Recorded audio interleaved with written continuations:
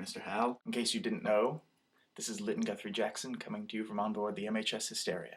I thought that I would do things a little differently tonight.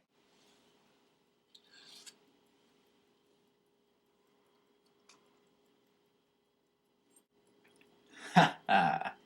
Experience.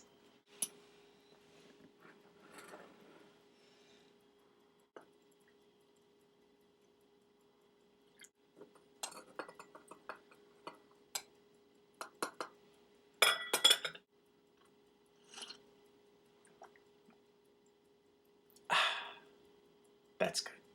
Welcome to Story Time with Litton. I hope you're all sitting comfortably. Tonight we recount the tale of Stormy and the Kraken. Long, long ago, before aether travel, there lived an able-bodied sea captain named Alfred Bulltop Stormalong.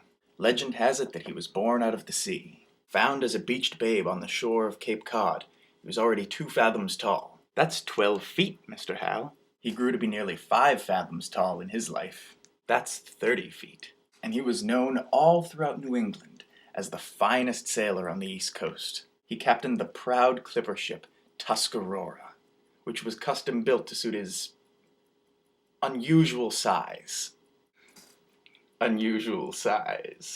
One fine day in the afternoon, the Tuscarora was sailing in the mid-Atlantic Ocean, just a stone's throw north of the Tropic of Cancer. The skies were clear, but the waters were restless. The waves climbed to massive heights, so that even the massive Tuscarora was rocked by their crest and fall. One wave battered the stern so roughly that the anchor came loose and plunged all the way to the ocean floor. The sailors rushed to reel her back in, but before they'd even reached the crank, something gave a tug. The ship lurched to a jarring halt, throwing the sailors off their feet. All but Stormalong. He kept his footing and grabbed hold of the chain, yanking with all of his might. But still the anchor wouldn't budge. Taking his bowie knife between his teeth, Stormalong held his breath and dove overboard into the choppy sea. He swam and swam, following the chain, until his keen eyes spied the culprit behind the game of tug-of-war. The Kraken. A colossal, tentacled leviathan with barbed suction cups and eyes as big as wagon wheels.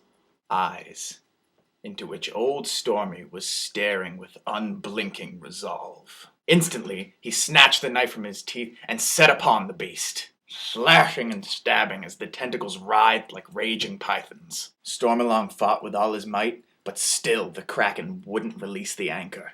And old Stormy, he was beginning to run out of breath. Taking his knife in both hands, he plunged it deep into the monster's eye. And the giant squid let out an agonized burble, like a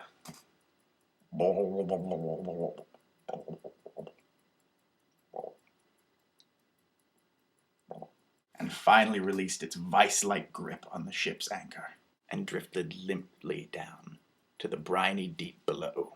Tucking the anchor beneath his arm, Stormalong swam upward and breached the surface like some sort of beautiful merman.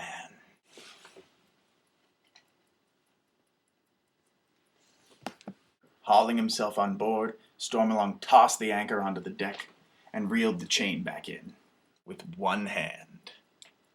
"As you were, boys!" he bellowed to his crew, and the Tuscarora sailed off into the horizon.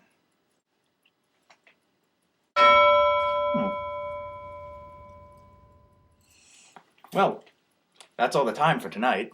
I hope you enjoyed the story. Good night, Mr. Hal.